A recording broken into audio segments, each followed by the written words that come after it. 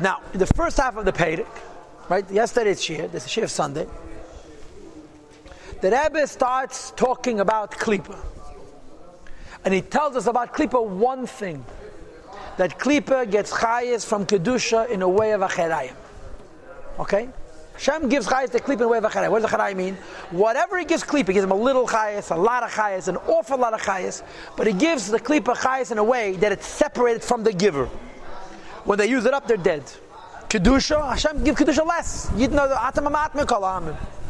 But he gives it even of Punim, that along with the chayes Hashem gives Kedusha, he gives himself. And as a consequence of the fact that along with the chayas that he's giving himself, the Kedusha always can't get to the Eibush, it's always renewable. I want you to know. There are scores of Maimorim that talk about Klippa and the processes which Klippa gets chayas. To give you an example, there's a Bavustas Maimir called the V'yem Zemchascham Reish Nun Vav, a Shara de Kemaim Taf Reish Nun Vav, where the Rebbe Hashem speaks Parichas about this sugya of Klippa, how Hashem sustains Klippas. So I want you to know that Hashem sustaining Klippas, there are a number of issues. The first one is not written in our Perek Tanya. So before we even continue, I want to set the stage. I want to tell you like this, that in order for Hashem to create Klippa, there are a few requirements. In order for Hashem to create Klippa, there's a few requirements. Requirement number one is called the Riboy Tzimtzumim. Riboy Tzimtzumim is, actually the truth of the matter is, it is written here. It's my mistake. It is written here. The first point. Riboy Tzimtzumim means that Hashem gives chayes to Klippa that's very diminished. Because if Hashem gives chayes to Klippa a lot, even if it's an even of Acharayim, it'll know Hashem. It's called Eilam Atayu. So the first requirement for a Klippa realm, for a world to exist to deny its creator, is Riboy Tzimtzumim. It gets chayes from the bottom of the pile. That's Aleph. Base. Riboy Tzimtzumim is not enough. Hashem give you the tiniest bit of chayes and you can be batal to Hashem. Because it's not kamos, it's not how much you have, it's your connection. So after Riboy Tzimtzumim comes quality 2. Quality 2 is Acharayim. So the way a Klippa is created, and remember, this is all within the scheme of Shinu Elam HaKablim, our point of view, and Dibet Teda, Kaloshem the Adam Teda's point of view, the world does exist. From the point of view the world does exist, Hashem makes the chayes less and less and less. Then he turns his back called Acharayim, and these two qualities contribute to the creation of something called Klippa. What does it mean, Klippa? I live from God and deny Him. My whole reality is Him, and I insist on not needing Him. It's hypocrisy. Continues the Rebbe and he says, Vehine. Now goes Ish, we're going to continue talking about Klippa. In addition to the 2 points of Klippa we touched on yesterday's Shir. Number one, Riboy Tzimtzumim, that Hashem reduces the light a lot. Number two, in addition to reducing that a lot, there's a phenomenon called Acharayim. He turns his back, that the Klippa should get in the way, doesn't know the source. There's a third, very profound component to how Klippa exists. Ratzon Ha'elim b'chinas Ponim. The will of Hashem, which means the way it's connected to Hashem's face, the Pnimius of the Eibishter. Humaker HaChayim is the source of life, HaMachayes Kol HaElamas, which gives life to all the worlds. Ultimately, everything comes from Hashem. Klippa also comes from Hashem. But by Klippa, we have the 2 qualities mentioned yesterday, Riboy Tzimtzumim and Acharayim. And now comes a third quality. And the third quality is as follows. Because it doesn't exist, manifest in Sitra Achar in a way called Shriya, manifest, revealed. Moreover, that even the little bit of chayas that Klippa gets from Kiddush, which is called the Riboy Tzimtzumim and Acharayim, does not manifest in the Klippa Mamish. The word makif doesn't mean surround. It's hidden from the Klippa from above. I'll explain to you what this means. In Chassidus, there's an interesting observation made. Take a neshama and put it into a goof that's dead. Take it and put it into a goof that's dead. Take a neshama, put it into a goof that's dead. If the goof comes to life, in other words, if the goof acknowledges, hey, I have a neshama, and my neshama came from Hashem, the goof can exist. Why can the goof exist? Because it's willing to admit that Hashem is giving me life. So its connection to Hashem keeps it alive. But if you take a neshama and put it into a goof, and the goof refuses to admit that it comes from Eibishter, one of 2 things can occur. A, the neshama goes into the guf and it gets swallowed up. It's called havlah. When the neshama goes into the guf and becomes swallowed up, the neshama dies. B, the neshama goes into the guf and it bursts the guf. It platzes. It cannot be. These are two options. You put chayes eliki into klipa. Either the klipa swallows up the chayes eliki, so it dies. Two different possibilities. It dies. Or the chayes eliki goes into klipa and it kills the metzias of the klipa. But the Eibishter wants chayes to go into klipa. 1 second. The chayes shouldn't die. Klipa is supposed to last not 5 seconds. It's supposed to last 1,000 years. On the other hand, the chayes eliki shouldn't destroy the klipa. So there's a solution. The solution is called makif. Makif means as follows. In addition to point 1, that to create a klip you have to have ribui tzimtzumim. In addition to point 2, I still know your conversation. In addition to point 2, that after the ribui tzimtzumim there's acharayim. There's point 3. You know what point 3 is? The little bit of chayas that klipa gets. That it gets, and even of acharayim, never goes into the klipa itself. Because if it would go into the klipa itself, either it would destroy the klipa, or the klipa would destroy it.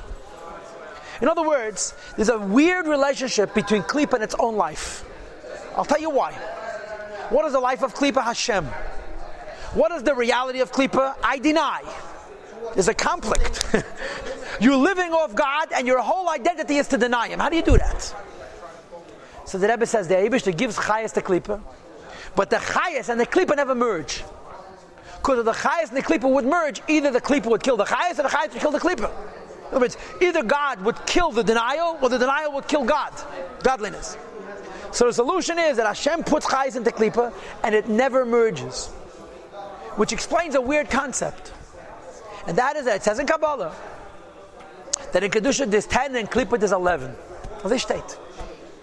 The place where you see it in Yiddishkeit is the 11 Samamone Akteres, which corresponds to Shalosh Kibuzat Meis Lagami.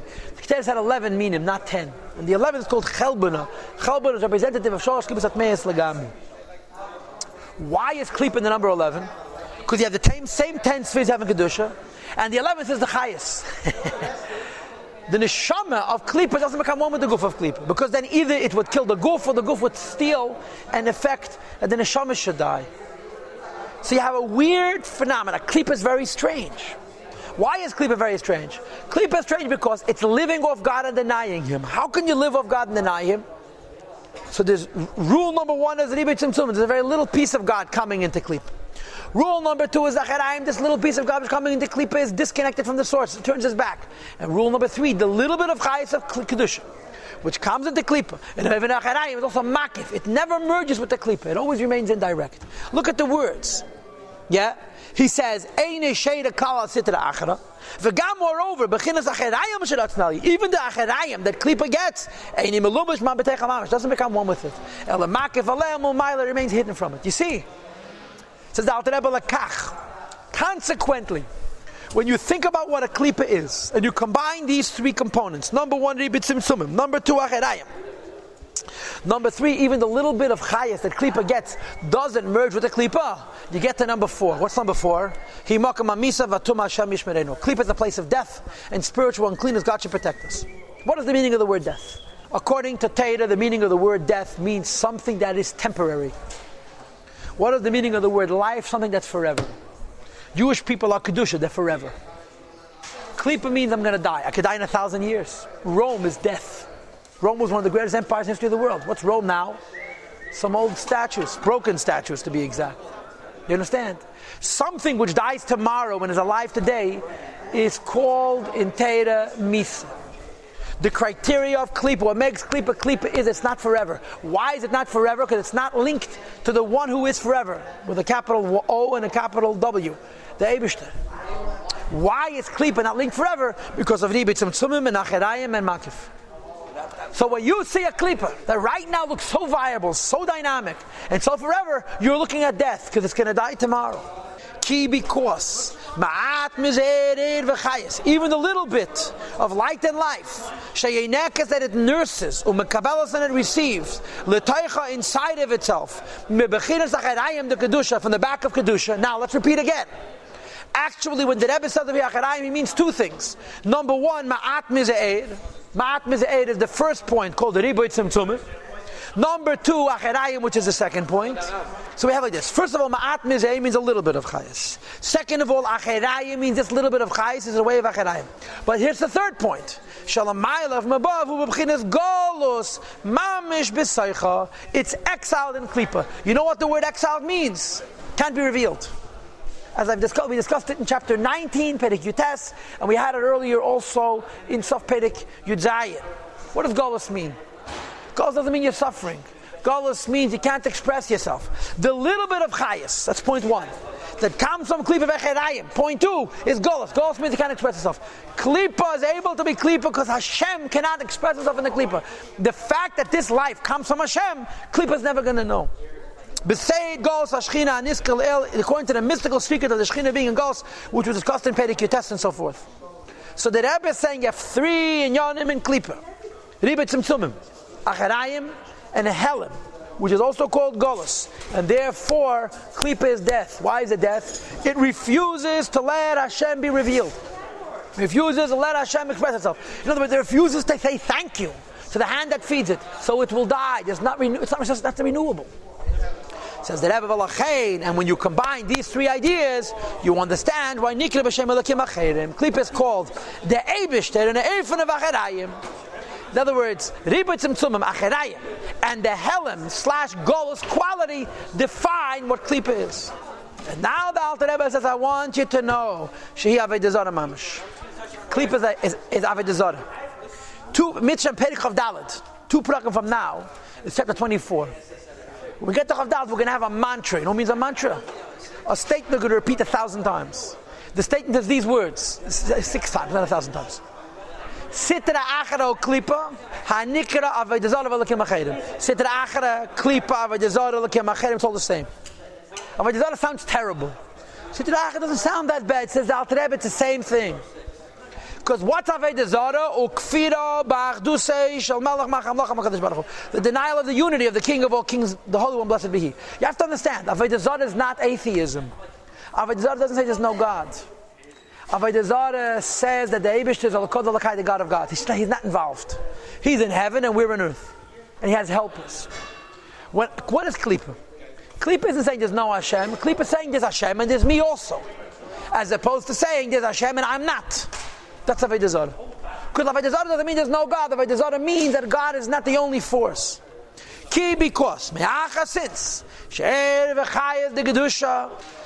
the light and life of Kedusha, who b'chinas Golus is my translation of the word Golus. It's hidden b'teicha in the Klippa. It cannot be revealed. What happens when the Chayes Elokiyah reveals itself in the Klippa? Either it kills the Klippa kills it.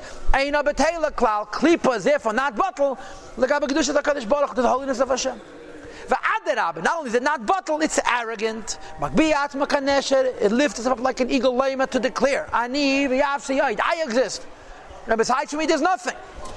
As the pasuk says, I made the river made me, and I made the river.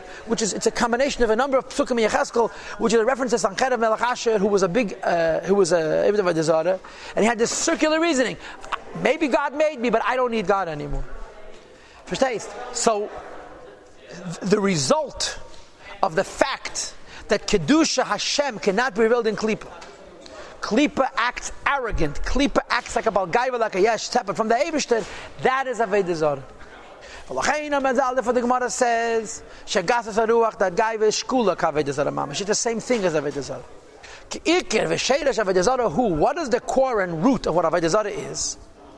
It's not that there's no God, but rather mashanech shavadav b'fnei atzma, that you consider yourself an entity unto yourself.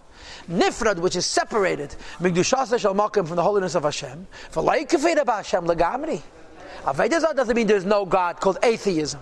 Because the Gemara states explicitly the Kadal Ela Kadal Lakaya. If they ever refer to Hashem as the God of gods, Ella. What makes Avodah Zarah is simply Shagam Hei Machshivim Atzmom. They say God Taka exists, but I exist also. Leyesh, as an independent entity, V'David as a thing V'Fnei Atzmi unto itself. Ubazeh, and as a result, Mafridim es Atzmom, they separate themselves from the holiness of Hashem. And there's 2 points here. They don't have bittul, and the Shechina doesn't rest. They therefore don't have the Kedusha of the Eibishter. Because they're not bottled to Hashem. Like the Rebbe said in Peirik Vov. And he repeated it again in other prakim. Because the holiness of Hashem cannot rest. Something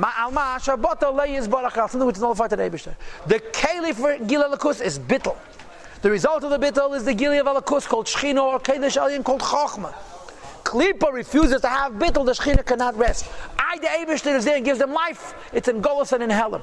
That's why it's called mountains of separateness in Zayed. It says it's a denial, not in God, but in the unity of God. Hamitis, which is true. That the truth is the Kulak Megalachashiv. Everything but the Eibishter is nothing.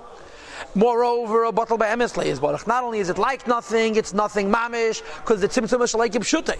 Ulatani into his will, Hamachayas Kuloma gives life to everything, Umahaven creates them, Oisa Mayayin Layeshim, a state of non-existence, a state of existence, Tamid.